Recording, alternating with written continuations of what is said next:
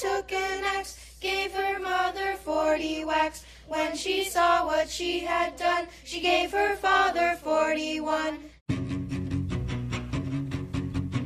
Welcome to Sidebar, a podcast from Courthouse News. I'm your host, Amanda Pampero. And I'm Hillel Aaron. And that was an excellent rendition of the old nursery rhyme about Lizzie Borden, the most famous murderess of all time. Technically, it's a skipping rope rhyme. Sorry, skipping rope rhyme. Also, alleged murderess. She was the defendant of what is probably America's first trial of the century. But you might say the jury's still out. All right, let's get into it. All right, the year is 1892. We are in Fall River, Massachusetts. It's actually the third largest city in the state with a population of around 74,000 people. It's a center for textile production, and there are a lot of immigrants, particularly Irish immigrants. But there's also a clique of wealthy blue bloods. And the Borden family is among them. Yeah, Lizzie's father was named Andrew, and here's Kara Robertson. She's a former attorney who wrote a wonderful book called The Trial of Lizzie Borden, describing Andrew and his family. Andrew Borden is a prominent local businessman. He was known to be a little bit of a miser, but he's very well respected. The Bordens were one of the first families of Fall River at a time when that made a difference, but he's descended from a lesser branch and, in fact, was a self-made man. And like a lot of men of his type, he seemed a lot more interested, as one of the columnists put it, in piling up dollars than in spending them. Lizzie's mother died when she was 3 years old, and 3 years after that, Andrew remarried a woman named Abby Gray. So Abby really did raise Lizzie. I was surprised to learn that Lizzie Borden was an adult at the time of the murders. Yeah, she's 32 at the time, and her sister Emma is 41. Does that make them spinsters? Well, I wouldn't call them that, but they are unmarried and they don't work, so they would have been called that at the time. And they all live together in this house, along with Bridget Sullivan, the live-in maid who's from Ireland. Now, the layout of this house will play an important role in the murders. It's a converted tenement, and there's no central hallway, so to get to one room, you have to go through another room. Not very luxurious for such a rich family. Yeah, so the girls probably wanted a bigger house with modern things like electricity and indoor plumbing, but what they really wanted was to live in the more fashionable part of town on the hill. Here's Kara again. Basically, the wealthier you are, the higher you live. And so that becomes of interest in the case, because one of the sources of the Borden daughters' dissatisfaction appeared to be that they weren't living in the Hill District, which is the elite district, but they were living in the Flats, which is the business district and the place that middle-class Irish professionals lived. All right, so August 4th, 1892. The Borden's neighbor, Adelaide Churchill, sees Bridget Sullivan, the live-in maid, running in and out of the house in a panic. She looks out and sees Lizzie standing outside the front door in sort of a daze. So she calls out, "What's wrong?" And Lizzie says, "Oh, Mrs. Churchill, do come over. Someone has killed Father." They go inside the house, and the neighbor, Churchill, says, "Where's your mother?" Lizzie says she doesn't know, maybe she's dead too, and then she says, "Father must have an enemy, for we have all been sick, and we think the milk has been poisoned." Very suspicious. So the doctor comes, the police come, some newspapermen come. It's one of those crime scenes that gets very crowded very quickly. It must be a very gruesome scene, if the rhyme is to be believed anyway. Yeah, it really is. There is blood everywhere. Andrew Borden has received about 10 or 11 blows to the face with what could only have been an axe. One of the witnesses says his face looks like raw meat. Ish. The body of Abby Borden is upstairs. She received about 19 wounds. Not 41? No, which really calls into question the accuracy of that skipping rope line. Anyway, it's a horrific scene. The doctor is shocked. One columnist writes that it looks like a gorilla has been let loose. Another speculates that perhaps Jack the Ripper has come to town. This is just 4 years after the Jack the Ripper killings in London. Yeah, and it's an interesting time, 1892. In America, there's still the Wild West, where violence is an everyday occurrence. But in Fall River, in high society, this was not normal. I spoke with another writer, Mark Olshaker. He's written several books with a pioneering criminal profiler named John Douglas. Their book Mindhunter inspired the Netflix TV show. Have you seen that one? No, I get enough true crime in court. It's really great. They have this other book called The Cases That Haunt Us, which has a chapter on the Borden murders. Here's Mark Olshaker. This was an extremely unusual situation. Well-to-do people didn't usually get killed by people presumably inside their own house. Murder was thought of as something that was sort of lower classes did. Jack the Ripper, people like that. Proper people did not commit murders, which is why that this case really galvanized the country and became such a news phenomenon, really. Like the O.J. murders? Yeah, I think this case has a lot of echoes in more modern true crime stories like O.J. and also the Menendez brothers, which I think shows rich people committing violence or being accused of violence will always be fascinating to us. Anyway, police arrive at the scene, and they notice exactly what investigators today would have noticed, what anyone who's watched a few episodes of Law & Order would notice. There is no sign of forced entry. Nothing has been stolen, and there's no sign that Abby has been sexually assaulted. It was just this brutal murder with no discernible reason. Here's Kara Robertson again. It was such a gruesome scene that the police really thought that it must have been the work of a madman, because they just couldn't imagine these elderly people inspiring that kind of hatred in anyone. But the odd thing was that the house itself was, as another witness put it, an apple pie order, which means that that it really was directed. It wasn't just a frenzy where someone was destroying everything inside and swinging the axe or hatchet around, but was really going after, Andrew. And here's the weirdest part about the murder scene.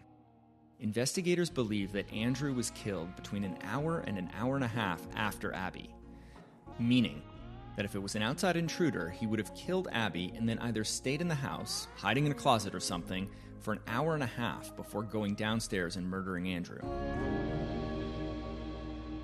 How sure are we about that timeline? Well, sort of sure. Lizzie calls out for Bridget just a little after 11 a.m., and he's only just gotten home. We know that because Bridget actually let him into the house. And when police come, they say his wounds are very fresh. So we know Andrew was killed a little before 11 a.m. We are less sure about Abby. When police find her body, they determine that she was killed at least an hour before, based on her comparative body temperature and the blood around her, which is coagulated a bit. But it is possible that the gap between the murders was as little as 30 minutes or as long as 2 hours. So if it was that long, the murderer could have left and come back. That's possible, but not likely, since again, there's no sign of forced entry and no witnesses saying that they saw anyone strange going in and out of the house. Okay, so the evidence points to someone within the house. Exactly. Now, the older sister, Emma, was out of town that day. She's in Fairhaven. Bridget, the maid, was out for a while, and then she was washing windows outside. So they both have pretty airtight alibis. Unlike Lizzie. Yeah, Lizzie is home the whole time. Suspicion falls on Lizzie largely because there's no other suspect that would have had the opportunity to kill Andrew and Abby. So she's questioned. Right, the police talk to her first on the day of the murders, but she's with the family doctor and she's still in shock. Then they interview her at the inquest, which is sort of like a pre-grand jury hearing. It's done before a judge. And this interview goes disastrously for Lizzie Borden. Here's Kara. Lizzie Borden gives a shifting account of her whereabouts at the time of the murders. She says she's upstairs. She says she's downstairs. She says she's out in a barn. She's looking for a sinker. No, she's looking for a piece of lead to fix a screen. She's eating pears.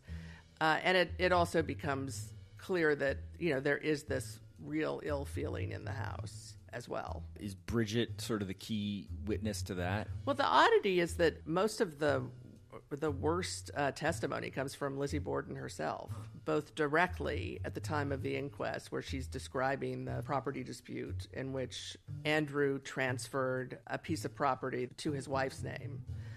Basically, he was just trying to help out Abby's half-sister. But this was something that was just considered, inflammatory by the daughters, that they thought this was like transferring property out of the Bordens to Abby's family.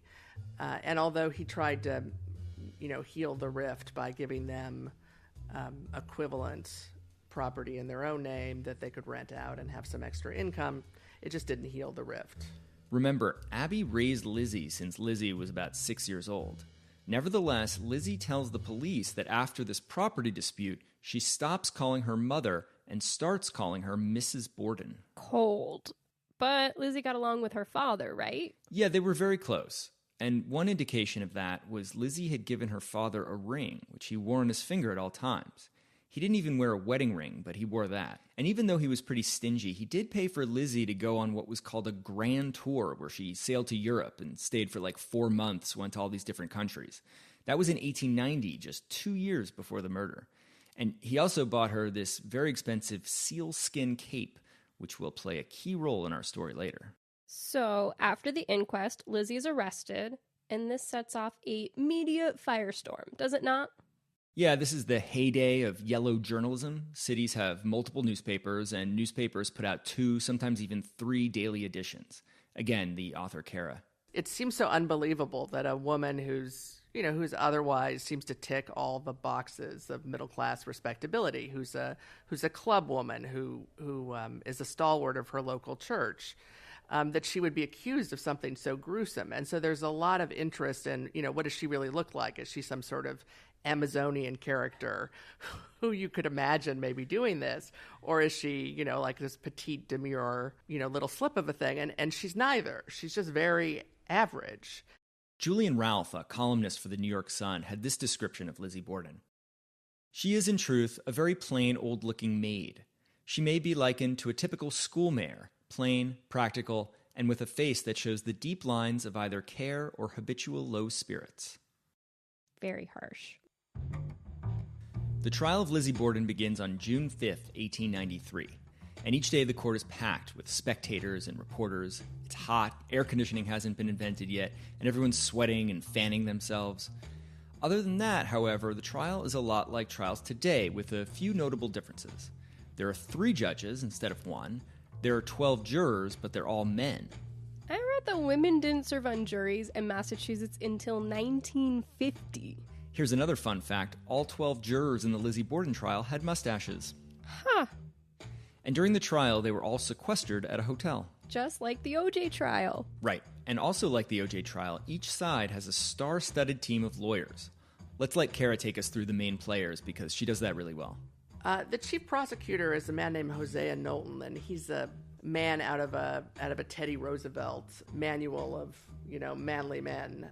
He's big, he's bearish, he's extremely decent, and trustworthy. His co-counsel, William Moody, is someone who's described as being slim, blonde, blue-eyed, and dressing like a New Yorker. What about the defense? I'll let Kara continue here. Lizzie Borden starts out with her, with just the family lawyer, who's a very well-regarded local business lawyer, but he's not, he's probably not the person you want defending you if you're facing a capital murder charge. So he hires an extremely well-known Boston lawyer whose name is Melvin Adams, who was sort of known as much for his dapper clothes and his mustache as he was for his trial skills, which were considerable. And then, even more notably, he goes out and he hires the former governor of Massachusetts.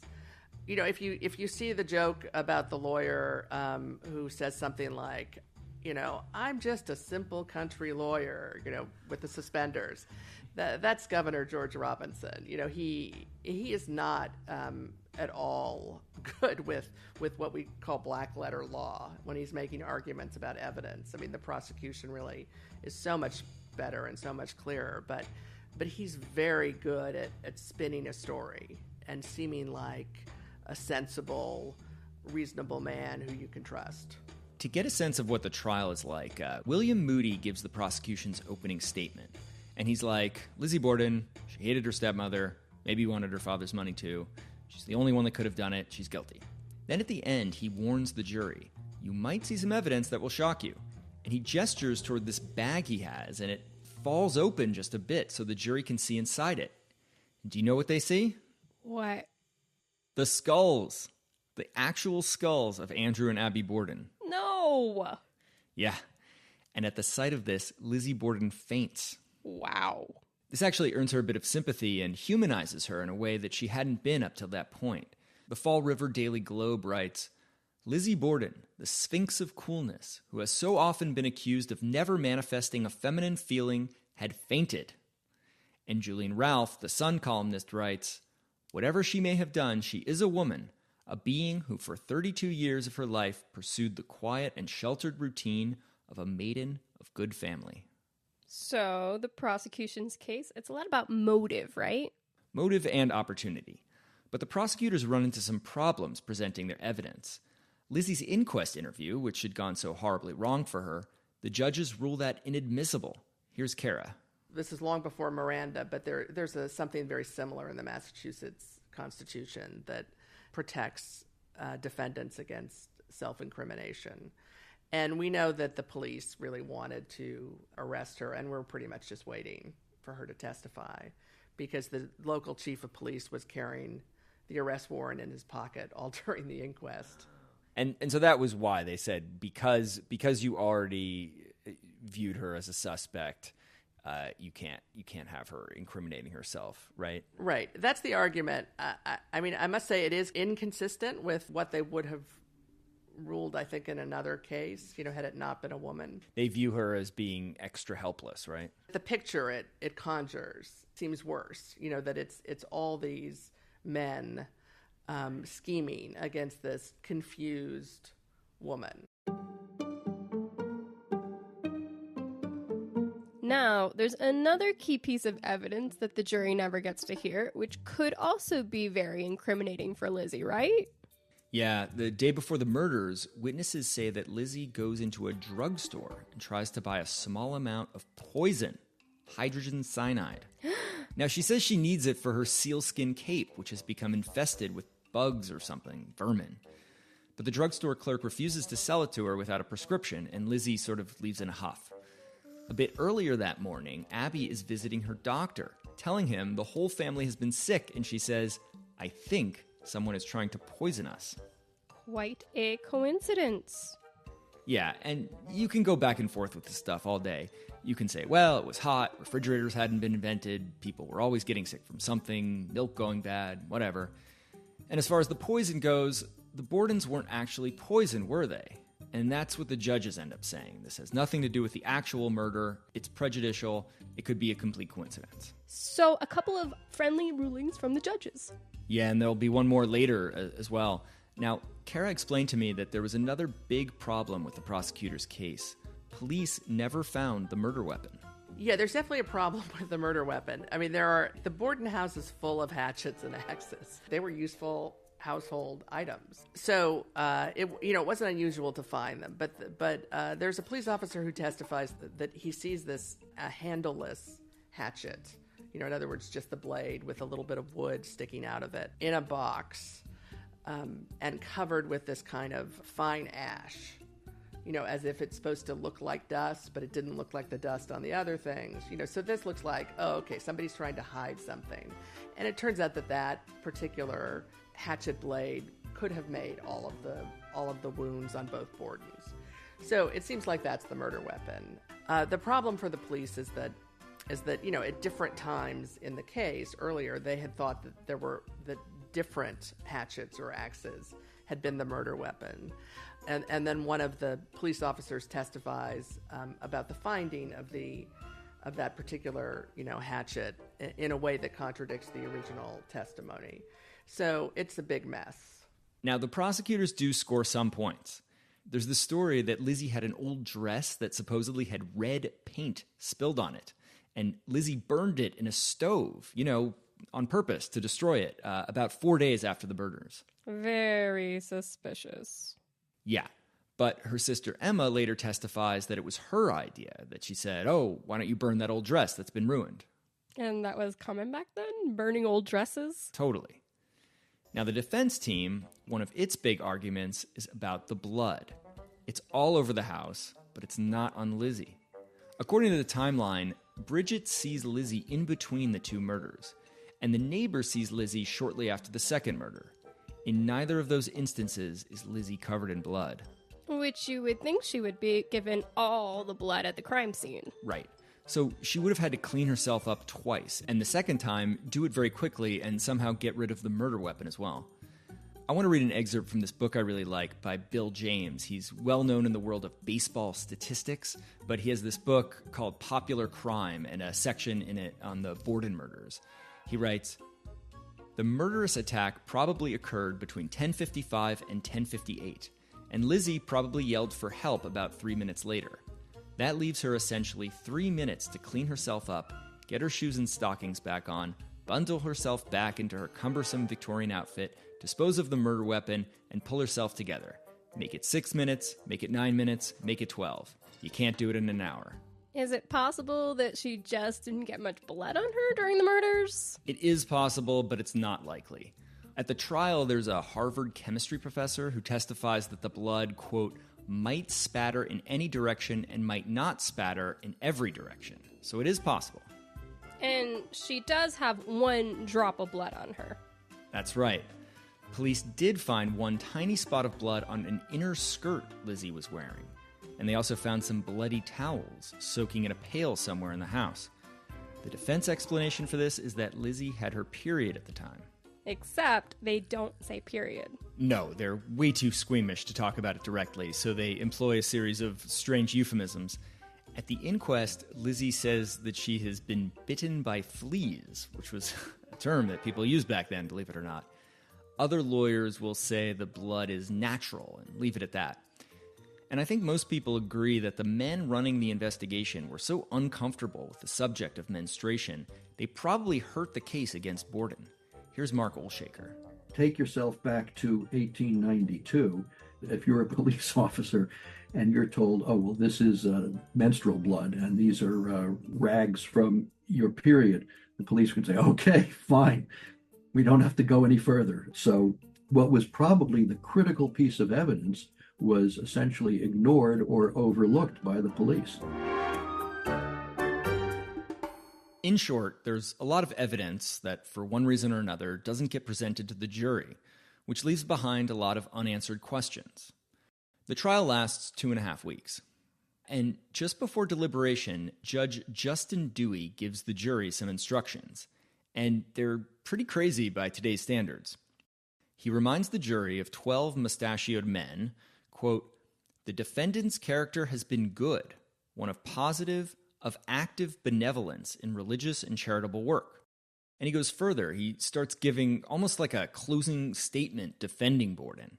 He says, if you don't believe any one link in the chain of the prosecution's logic, then you must find her innocent. And he says, quote, "Is it reasonable and credible that she could have killed Mrs. Borden at or about the time claimed by the government, and then, with the purpose in her mind to kill her father at a later hour, have gone about her household affairs with no change of manner to excite attention?" Even back then, people remark on this. One columnist writes, "Had he been the senior counsel for the defense, he could not have more absolutely pointed out the folly of depending upon circumstantial evidence alone." Here's Mark Olshaker again. This was such an unusual case, and the defendant was such an unusual type of defendant, that there was probably a preconceived bias going in that proper young ladies just didn't do this kind of thing, didn't hack their own father and stepmother apart. And the judge seemed to have bought into this. He said, if you can't prove this, if you can't prove that, if you can't prove this, or if you don't believe this, then you must find Lizzie Borden innocent. So the jury starts to deliberate, and they come out with their verdict less than an hour and a half later. What? Yeah, here's Kara Robertson. It probably takes them, less than 10 minutes to really make this decision. They decide to stay in for, I think they're in there for about an hour and a half, so that they can look reasonably deliberative. The jury files back out, and the clerk asks them if they've reached a verdict. But before the clerk can even finish the question, the jury foreman cannot contain himself, so he interrupts and declares, "Not guilty." Wow. And just like that, the trial is over, although the verdict will continue to reverberate in the community for years. Here's Kara again. The town of Fall River definitely splits along class lines in terms of the verdict. There's great excitement, at the courthouse and a sense of relief when she is acquitted. But in Fall River, again, there is this sense that perhaps people like Lizzie Borden can just get away with murder. And then among the upper classes, the people who might have known a little bit more of the story, it's clear that they had just decided that they were going to exact their own kind of punishment. You know, Lizzie and her sister go back to the church that had provided the bulwark of their support during the trial, and they find that the pews around them are all deserted. And so Lizzie Borden gets the message pretty quickly that she's going to be frozen out. What does Lizzie do after the trial? Does she move somewhere? No, incredibly, she stays in Fall River, where she's a pariah and where school children are already singing songs about her hacking her parents to death. She and Emma inherit their dad's fortune, and they buy that big house on the hill they always wanted. In the fashionable part of town. Yeah, and they live together until 1905, when they get into an argument and they never speak again. Emma moves away to Providence, but Lizzie will live in Fall River for the rest of her life. She dies in 1927 from complications of gallbladder surgery. Here's Kara. Lizzie Borden, with her inheritance, could have gone anywhere. You know, she might well have been, you know, still known for the crime, but she wouldn't have been notorious in quite the same way. And I think it shows you a little bit about her strength of character, that, you know, she was just going to stay there and live where she wanted to live. And it also, I think, points to the provincialism of the place, that was sort of the most she could imagine for herself. All right. Brass tacks. Did Lizzie Borden kill her parents? Well, I think this is something we're just never going to know. But you kind of think she did, right? Well, I think that I come down where Julian Ralph did. One of the points he made is that it's just hard to believe that someone could have been in the house as those murders were being committed and not have at least known about it. She mentioned Julian Ralph, the New York Sun columnist. He writes at one point early in the trial, quote, "Miss Lizzie Andrew Borden is by far the most interesting prisoner New England has ever had. She's either the most injured of innocents or the blackest of monsters. She either hacked her father and stepmother to pieces with the furious brutality of the ape in Poe's Rue Morgue, or some other person did it, and she suffers the double torture of losing her parents and being wrongfully accused of their murder. It is almost impossible to believe that she is guilty, and yet it is equally difficult to understand how anyone else could have worked such fearful havoc in the house in which she was stirring." And I think that's what a lot of people believe today, that none of the possible explanations are all that convincing. But someone did it. Yeah, and that's a point that Mark Olshaker makes. There was talk at the time that this was kind of an impossible crime, that Lizzie Borden couldn't have committed it and nobody else could have committed it. And yet, clearly, it was committed. And this is not an uncommon phenomenon in murder scenes. Generally, there'll be something that doesn't quite fit the scenario. And you just have to look at the big picture and say, all right, there are always going to be anomalies, but where does the evidence lead us? What does it tell us? Even though Lizzie Borden was acquitted, most people today think she's guilty. And that has nothing to do with the physical evidence of the crime scene. It's because of the rhyme. She is, like many people in history, remembered primarily for a cultural meme. It has become part of American culture, like so many things do unexpectedly. We have the old folk rhyme, Lizzie Borden took an axe and gave her mother 40 whacks. When she saw what she had done, she gave her father 41. Well, that's not exactly what happened, but that's what lives in the popular imagination. So Lizzie Borden has become like Jesse James, if you will. Not a folk hero necessarily, but a folk avatar. She still remains this symbol of the conflict between proper society and mindless killing. That wraps things up for the trial of Lizzie Borden and for this episode. Thanks to Kara Robertson, Mark Olshaker, and a very special thank you to Miss Tuthill's 5th grade music class at Elysian Heights Arts Magnet for their incredible rendition of the Lizzie Borden song, which we played at the beginning of the episode. And thanks to you, the listeners. If you liked today's episode, consider subscribing and giving us a rating or review. You can read more true crime stories by myself, Hillel, and countless others on courthousenews.com.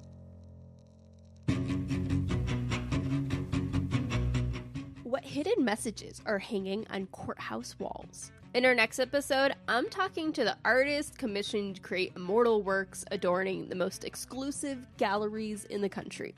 From courtroom sketch artists to portrait masters, traditions that date back centuries and are rife with modern challenges.